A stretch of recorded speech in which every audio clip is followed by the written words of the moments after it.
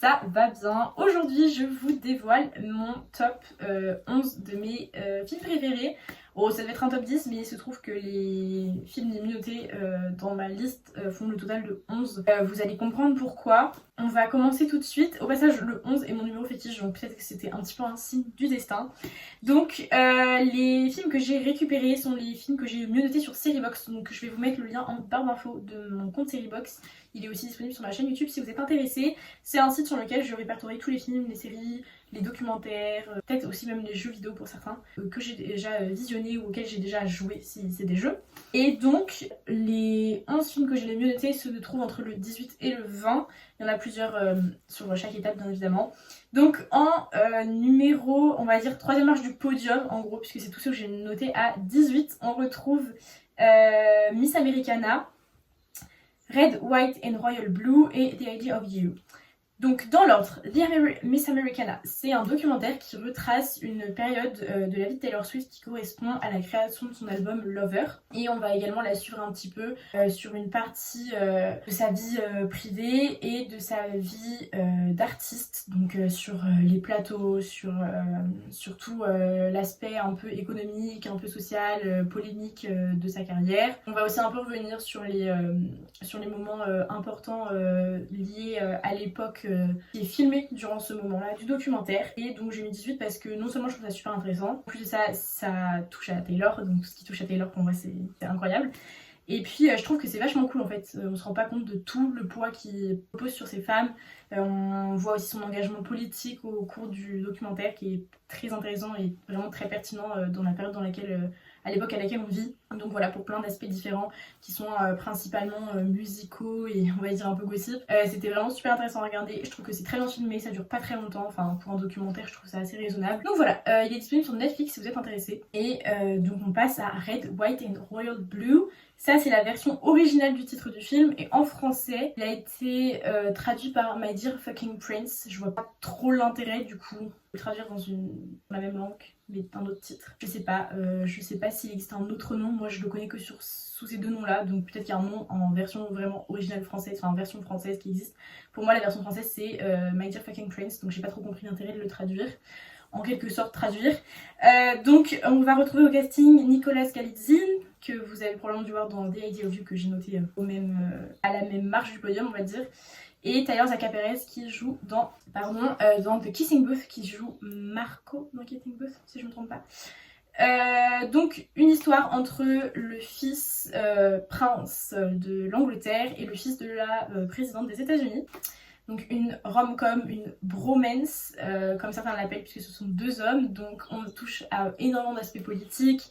On va aussi se rendre compte, alors bien évidemment c'est romantisé, mais tout l'aspect apparence de la famille royale, tout ce qui repose sur leurs épaules en tant que, on va dire, je sais pas du tout le mot qui me vient, mais représentant du coup du pays et de la famille royale. Et ben le lourd fardeau entre guillemets de deux hommes qui s'aiment et qui ont des places si importantes politiquement parlant. Et vraiment ce film je pense que j'ai regardé facilement 3-4 fois. Et la première fois que je l'ai vu, c'est le jour où il est sorti, je l'ai regardé 2 fois dans la même journée. Pour vous dire à quel point voilà, dispo sur Prime Video.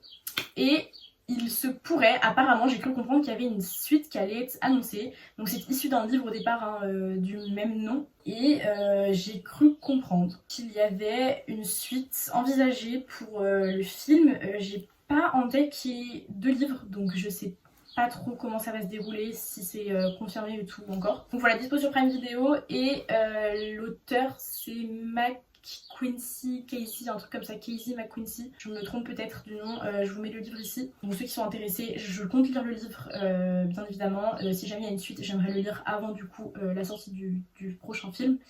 Mais voilà, peut-être que d'ici là il y aura des nouvelles, je pense dans l'année courant 2024 on aura des nouvelles puisque c'est sorti en 2023 et Miss Americana était sorti en 2020, période du confinement. Et du coup, nous terminons cette 3ème marche du podium avec The Idea of You, qui donc est un film inspiré d'un livre également, avec au cast Nicolas Galitzine. Vous allez le retrouver énormément dans ce top 3, vraiment. Nicolas Galitzine, c'est vraiment un mec que j'ai vu dans beaucoup de créations cinématographiques. Et donc Anne Hathaway, Prime Video aussi pour celui-ci. Donc, comment vous dire, inspiré d'un livre qui s'est inspiré d'une fanfiction basée sur Harry Styles. Donc un mec dans un boys band qui rencontre une femme dans un contexte assez loufoque, dans des toilettes, au festival de Coachella, et qui lui disait une chanson pendant le concert, et après on va suivre un peu leur histoire d'amour. Et le twist dans cette histoire d'amour, c'est l'age gap, donc l'écart d'âge entre les deux personnages, puisque la dame en question, jouée par Anne Hathaway, dont je me rappelle, Solène, elle s'appelait Solène, et maman, elle a aux alentours de... Je crois qu'elle a 40 ans, je crois qu'elle fête ses 40 ans dans le movie, et le mec, un peu moins de 30 ans, si je dis pas de conneries. Donc voilà, ils ont genre 15 ans d'écart, un truc comme ça, et moi les age gaps, c'est corde sensible, très fort corde sensible. Et vous rajoutez Nicolas Galitzine à la recette de cette histoire, autant vous dire qu'il y a de quoi mourir. Les musiques de la bande son sont incroyables. C'est vraiment un truc de ouf, il y a vraiment la liste en entier qui est sur Spotify si vous voulez aller vous écouter ça. Et en plus Nicolas Galitzine joue vraiment et chante vraiment, puisque cet homme sait tout faire. C'est vraiment une grosse dinguerie, c'est une perle qu'on ne trouvera jamais ailleurs je pense. Donc voilà, trop hâte de savoir si ils envisagent une suite, mais je pense pas du tout. Franchement ça m'étonnerait, c'est pas du tout, le film m'a pas l'air du tout construit pour. Et la fin, pour certains elle est triste, pour d'autres elle est heureuse. Moi j'ai un peu pleuré, j'ai un petit peu ému. J'aurais pas dit que c'était triste, je suis frustrée mais contente de la fin. Donc je vous en dis pas plus parce que j'ai pas très envie de vous spoiler. Et donc ce film est sorti en 2024, au mois de mai 2024, mais je saurais pas retrouver le jour, fin 2024, fin mai 2024. Voilà. On passe au film noté à 19 sur 20, il y en a 5. Nous allons retrouver Avengers Endgame, The Notebook, n'oublie jamais, Avatar 1, ou c'est Avatar la voix de l'eau, je suis incapable de savoir lequel c'est là. Avatar 1, à contresens, et After, le premier film. Ok, j'ai beaucoup de choses à dire sur cette liste. Il y en a que je suis retournée... Enfin, non, peut-être pas tant que ça, juste que ça fait longtemps que je l'avais pas vu. Ok, Avengers Endgame, sorti en 2019, qui marque la fin d'une ère des films Marvel. Je suis pas suffisamment calée dans les Marvel pour vous expliquer en détail comment ça s'organise, mais en gros, il y a des périodes dans Marvel. Et donc celle-là signe la fin, puisqu'il y a la mort d'un personnage clé dans ce film-là, donc je ne vais pas spoiler, bien évidemment. Gros coup de cœur, parce que visuellement déjà c'est vraiment super bien. Le scénario, je trouve que c'est un des meilleurs scénarios des réunions de Marvel. Et je suis juste un peu frustrée de la facilité du décès du personnage clé. Je trouve que c'est un peu nul. Genre je trouve que la mort, elle est héroïque, mais je la trouve pas folle. Genre c'est pas grandiose. Je trouve qu'il aurait pu mourir d'une façon différente, ce personnage. Donc je reste un peu sur ma faim à ce niveau-là. Mais vraiment à chaque fois que je le regarde, je pleure toutes les larmes de mon corps. Ça signe aussi l'arrêt de certains personnages dans la saga. Et voilà, je saurais pas dire le numéro combien c'est dans la liste. Il y en a eu quelques-uns quand même depuis, hein, mais voilà. Donc sans spoiler, franchement, il y a un truc qui est pas évitable par contre, c'est que, enfin qui est inévitable, c'est qu'il faut absolument regarder tous les Marvel dans l'ordre. Je vous mettrai si vous voulez aussi le lien en barre d'infos. Il y a une liste faite par je sais plus quel truc, à chaque fois je suis quand je veux me refaire les Marvel. Il y en a que je n'ai jamais réussi à regarder honnêtement, que j'ai trouvé toujours trop ennuyeux pour moi, ou auquel je me suis pas attachée au niveau des personnages. Donc j'ai des skills problèmes pour certains. Mais voilà, donc je vous laisse aller voir la bande-annonce ou vous contenter des images que je vous ai montrées pour pouvoir le regarder. Et donc il est sur Disney+, normalement, puisque c'est un Marvel. Ensuite nous avons The Notebook. Alors The Notebook, c'est un film qui date de 2004, c'est mon année de naissance, avec au casting, ah oui j'ai pas dit pour les Avengers Endgame parce qu'il y a énormément de personnages principaux, genre Robert Downey Jr., Chris Evans, Chris Hemsworth. Il y a vraiment énormément de grands noms, donc je vais pas les citer tous, puisque de toute façon, vu que c'est une réunion, il y a tout le monde. Il y a Black Widow aussi, enfin, du coup joué par Scarlett Johansson, c'est ça. Donc The Notebook, je suis allée voir au cinéma en 2024 et c'était vraiment l'histoire d'amour préférée de tous les films que j'ai regardés. Et pourtant, sachez que j'en ai... Ok, j'abuse peut-être un peu, c'était ma deuxième histoire préférée d'amour. Ou troisième. Enfin bref, elle est dans le top 5. C'est un film que j'ai découvert du coup en séance ciné-hit. Putain c'est dur à dire.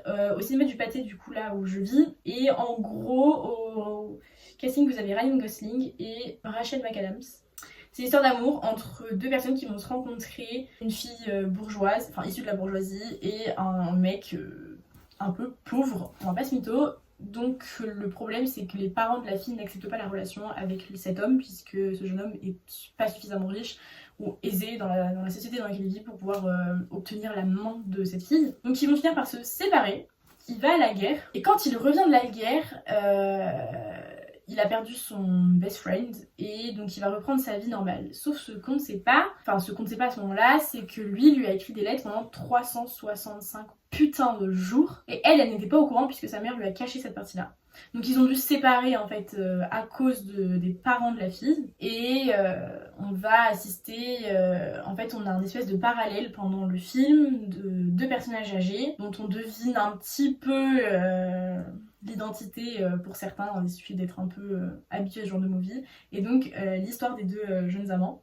Et donc on suit du début à la fin leurs rencontres, leurs ébats amoureux, enfin tout, enfin leurs ébats sexuels d'ailleurs, je dis vraiment de la merde.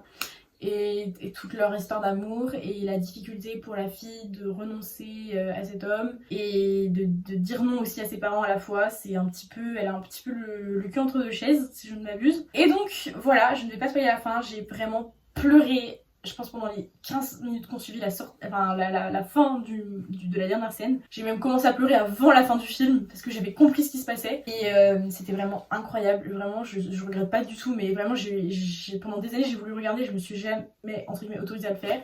Et je vais le voir au cinéma. Et vraiment, il n'y a pas de meilleur moyen de faire ça. Ma pote m'a vraiment traité de drama queen 46 fois quand elle m'a vu pleurer toutes les larmes de mon corps parce qu'elle l'avait déjà vu une première fois il y avait quelques années, mais une pépite. Je sais pas s'il est disponible sur une quelconque plateforme de streaming pour être tout à fait honnête, donc je vais pas dire de bêtises, mais moi je suis allée le voir au cinéma du coup quand il a été rediffusé. Ensuite nous retrouvons Avatar numéro 1. Et on parle bien évidemment du film, pas de la petite série, puisque de toute façon on parle de film aujourd'hui. Est-ce que j'ai vraiment besoin de me justifier sur la qualité de ce film? Sorti en 2009, je l'ai regardé à peu près une fois tous les ans je pense, pendant les 15 dernières années de ma vie. La beauté, je sais pas si on se rend compte de la difficulté que c'est, scénaristiquement parlant, graphiquement parlant, de réaliser un truc pareil. C'est vraiment un chef-d'œuvre cinématographique qui a remporté pas mal de récompenses. L'histoire d'amour qui est au centre un peu de l'intrigue, la bataille écologique, la sensibilisation écologique à laquelle déjà moi je suis extrêmement sensible de mon côté, et je pense que c'est grâce à Avatar que je suis autant impliquée maintenant dans l'écologie. Je pense vraiment que ça a vraiment changé ma vie. Tout va bien dans Avatar, il y a rien qui va pas, enfin... Je sais pas pourquoi j'ai mis 19, peut-être parce que j'ai préféré le deuxième, ou parce que par rapport aux autres films que j'ai mis en 20, ça s'expliquait comme ça, mais tout va en fait. Je suis fan. Il y a la mort de certains personnages, il y a l'histoire d'amour d'autres, il y a tellement de trucs, puis le côté fantastique aussi est tellement... Ah, c'est un truc de ouf. Regardez ce film. Il est dispo sur Disney, normalement, Avatar, si je dis pas de bêtises, Disney+. Donc allez le regarder maintenant, moi je l'ai en DVD aussi, mais j'ai développé une addiction à ce film, c'était assez hardcore. Il nous reste à contresens, c'est After dans cette liste, mais je vais commencer par After, avant à contresens, même si c'est pas dans l'ordre dans lequel ils sont mis. After, donc adaptation cinématographique du roman, de la saga à succès de Anna Todd, découverte sur Wattpad, du même nom. Au casting principal, on retrouve Hero Fiennes dans le rôle de Hardin et Joséphine Langford dans le rôle de Tessa Young. Bon, pour ceux qui ont lu le livre, vous savez de quoi est-ce qu'on parle. Une relation toxique basée sur un mensonge. Quoique dans le premier, c'est quand même pas très toxique. Je dis des bêtises. Dans la première adaptation, dans le premier film, la relation n'est pas toxique. Elle est basée sur un mensonge, mais elle n'est pas toxique. Voilà, donc deux jeunes filles. J'ai un peu envie de vous dire que maintenant c'est devenu un peu la banalité et tout ce qu'on voit maintenant dans les livres qui sont publiés de la New Romance, c'est vraiment le bad boy par définition, brun, avec des tatouages, le rebelle mais qui est quand même assez littéraire, et puis la jeune fille toute prude qui débarque à l'université, qui adore les livres et très féministe, qui est un peu devenu un scénario trop commun à mon goût, inspiré je pense principalement d'After et de son succès. Il aurait quand même fallu 4 ans avant que le film sorte. Comment expliquer un 19 à ce film? Parce que pour avoir adoré les livres, je sais qu'il y a des gens qui vont me détester pour avoir donné cette note-là. Il faut savoir que le film, je l'ai vu en septembre 2019, donc à sa sortie, mais sans avoir conscience qu'il existait un livre à la base de cette histoire, puisque je l'ai découvert complètement par hasard sur un site de streaming illégal. Je suis une délinquante. Ça m'a tellement, je l'ai tellement apprécié, et j'en avais jamais entendu parler, donc je suis contente de ne pas en avoir entendu parler avant de le voir, parce que du coup je l'attendais pas ni rien et j'avais pas d'attente particulière. Et donc j'ai voulu lire le livre que j'ai commencé en septembre de la même année, donc septembre 2019. Pendant un mois je me suis forcée à lire. Franchement j'arrivais pas à me mettre dedans, puis confinement 2020, là laissez tomber, vraiment je l'ai avalé. Alors avalé pour l'époque, il m'a fallu quand même 3 semaines pour le lire, la fin du 1. Donc la moitié du 1 il m'a fallu 3 semaines pour le lire, mais pour ma défense je ne lisais pas à cette époque. Et c'est un livre qui m'a donné envie de le lire à la fin de mes jours, et c'est grâce à lui que je relis aujourd'hui et que j'ai commencé à lire et que j'ai lu autant de New Romance. Bon, pour le meilleur et pour le pire, hein, parce qu'il y en a quand même dont je suis déçue, mais il y a une attache tellement particulière à ce film que sentimentalement je pourrais pas baisser la note quoi. Même si scénaristiquement c'est pas forcément le meilleur truc, le plus original et quoi que ce soit, qu'en 2019 il y en avait pas beaucoup qui sortaient et depuis je rappelle quand même qu'on a eu le droit quand même à My Dear Fucking Prince, on a eu le droit à travers mes fenêtres, à Contresens, enfin The Idea of You. Il y a qu'à les citer et pour se rendre compte que depuis After ça a quand même déclenché une sacrée vague d'adaptation cinématographique basée sur des livres. Je vais m'arrêter là pour After parce que je pense que vous avez un peu compris le principe et puis qui ne connaît pas maintenant sans avoir même vu le film ou lu le livre, il y en a forcément une des deux œuvres que vous connaissez. Donc voilà, dispo sur Prime Video mais à la VOD, enfin à l'achat sur demande. Tandis que le 2, 3, 4 et 5 sont dispo gratuitement une fois que vous avez un abonnement Prime Video. Je place ça comme ça.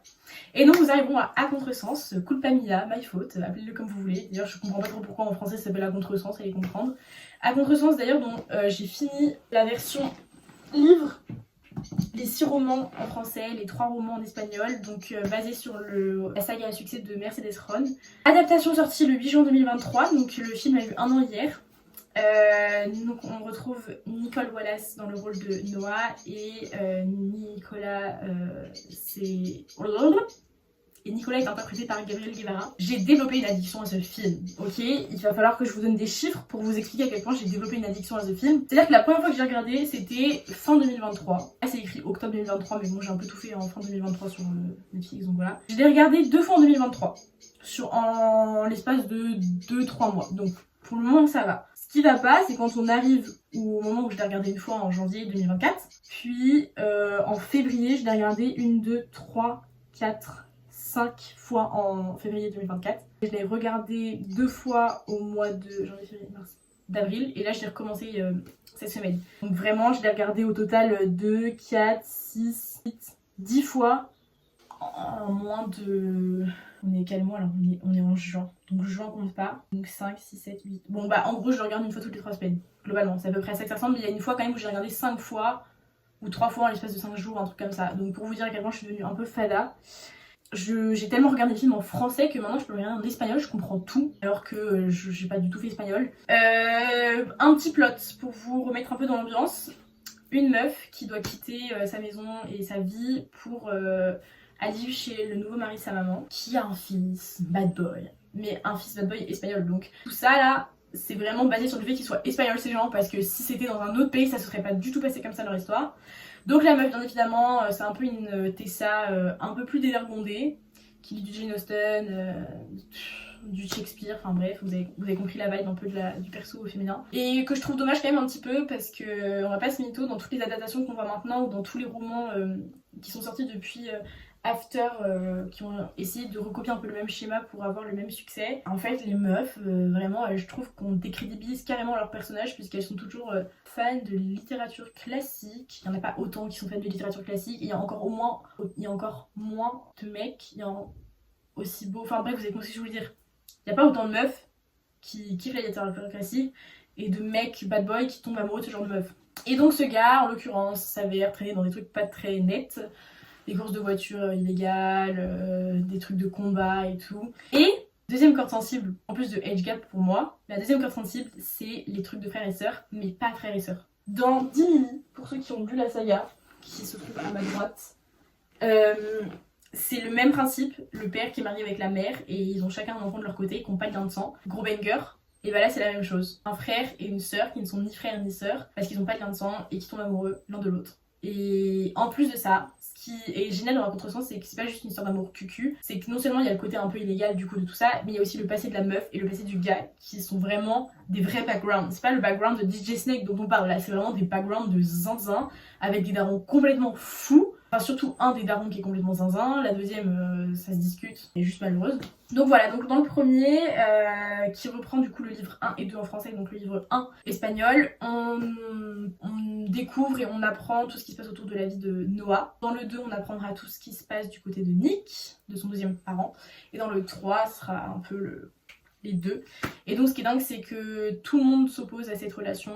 Alors dans le livre, vraiment tout le monde. Dans le film, c'est plutôt les parents qui s'y opposent. Et voilà, donc on va un peu suivre leur histoire d'amour de cette façon. Et du coup, j'ai développé un peu une addiction malsaine à Gabriel Guevara, au point que ma cousine est missionnée de prendre une photo de lui avec lui si elle le voit en Espagne là quand elle part en vacances. Donc vraiment j'ai besoin de tout savoir, j'ai vraiment une notification sur sa story dès qu'il met une story ou un post, il faut que je le sache, il faut que je sois la première à liker.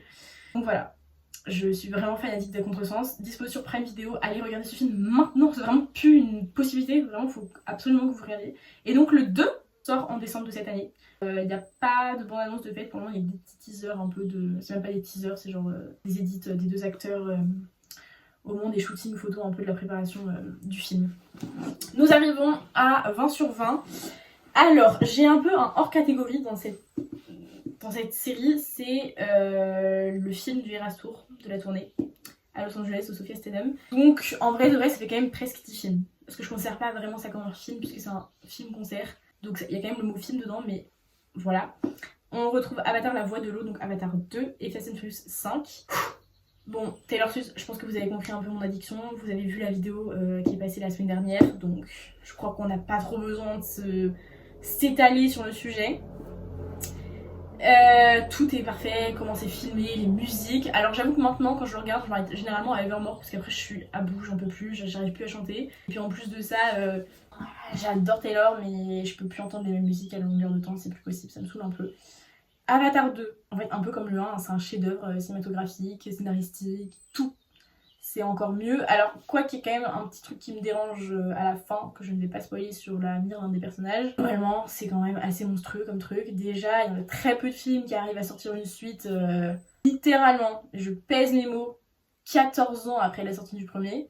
Faut quand même le faire. Ils ont eu sacrément de problèmes. Ils devaient d'abord le sortir en 2018, puis en 2019, puis le Covid est arrivé. Et après, des problèmes d'argent, des problèmes de... Il y a eu que des couilles dans leur histoire. Ils ont dû créer des caméras spécifiquement pour ce film. Je sais pas si on se rend compte à quel point, graphiquement parlant, c'est assez incroyable et démesuré ce qu'ils ont réussi à faire. Franchement, je vous invite à aller regarder les backstage des tournages. Il y en a sur Disney+, qui sont disponibles. Il y a un documentaire sur Disney+, des backstage de comment ça a été tourné Avatar 2. Et d'ailleurs, Avatar 2, La Voix de l'eau vient d'être mis en ligne sur Disney+, genre cette semaine ou la semaine dernière. Et j'ai pas précisé, mais le Eras Tour est aussi disponible sur Disney+. Donc voilà, je suis allée le voir à la sortie le jour même, ou 2 jours plus tard, parce que je voulais le voir en VO, au cinéma, et j'y suis retournée 2 semaines plus tard. 3e plus gros succès, il me semble, au box-office. Et j'ai pas mentionné tout à l'heure, mais Avatar est également le 1er ou le 2e plus gros box-office. Et Avengers Endgame fait aussi partie du top 10 des plus gros box-office au cinéma. Donc voilà, franchement je vous invite, si vous avez aimé le 1, allez voir le 2. Après je pense qu'il était difficile de passer à côté de la sortie de ce film, étant donné que ça a quand même été suffisamment médiatisé par toutes les sources d'informations possibles. Ok, personne m'avait dit que j'avais du chocolat sur la bouche, je me suis permise d'aller l'enlever. Et il me semble que globalement j'ai plus grand chose à dire sur Avatar 2. Pour être tout à fait honnête, je pense que on va passer au dernier qui est Fast and Furious 5. Fast 5, le nom original. Tellement de choses à dire. La première chose, c'est que j'ai découvert ces films beaucoup trop tard, à mon goût. Il aurait vraiment fallu que je les découvre bien plus tôt que ça. J'ai commencé à les regarder quand je suis arrivée en première. Donc j'avais 16 ans. Pourquoi personne ne m'a dit que ces films existaient et étaient aussi bien avant? Je sais pas trop mon truc, initialement, les trucs d'action, de voiture, de trucs un peu en dedans, si je peux appeler ça. Et là, gros, genre, banger. J'adore cette saga. Jusqu'au numéro 8, le 9, 10, 11, je suis un peu moins fan, on va pas se mytho. Quoique le dernier, la fin du dernier est un gros banger, mais je suis pas fan en soi du fait qu'il continue d'en faire des caisses. Au casting de ce Fast and Furious, comme la plupart des Fast and Furious, on retrouve Vin Diesel, malheureusement qui n'est plus parmi nous maintenant, Paul Walker, Jean-Marie Brewster. Dans le 5, on découvre The Rock, aka Dwayne Johnson. Et d'autres noms que je ne vais être capable de citer. Michelle Rodriguez, me vient en tête. Ok, plot un peu du numéro 5. Donc, ils arrivent à Rio, puisqu'ils ont dû se cacher depuis leur précédente aventure dans le 4. Et ils sont découverts par un flic qui est incarné par Dwayne Johnson, qui a envie de les dézinguer. Sauf que leur but à eux, c'est vraiment de faire le plus gros braquage du siècle, c'est-à-dire de voler un coffre-fort dans une banque directement. Ça n'a aucun sens. On va apprendre pas mal de choses dans ce film, de la vie d'un des personnages qui avait quitté un peu la saga.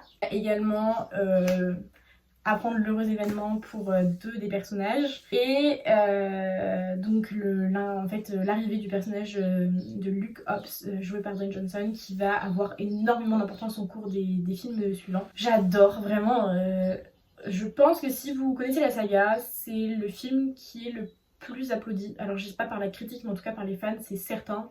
Tout le monde est d'accord pour dire que le tournant scénaristique et cinématographique de ce film était vraiment assez inattendu et extrêmement bien accueilli au niveau du scénario, au niveau des visus, au niveau des intrigues secondaires. Il y a tout, franchement, qui est bien fait dans ce film. Enfin, c'est horrible, j'ai l'impression de dire ça pour tous les films que j'ai donnés aujourd'hui, mais ça va de soi. Si vous demandez à un fan de Fast and Furious, il est certain que le 5, ça sera dans son top 2 ou dans son top 3. Parce qu'on est vraiment tous fans, et du coup, le 6 est un peu décevant par rapport à celui-ci.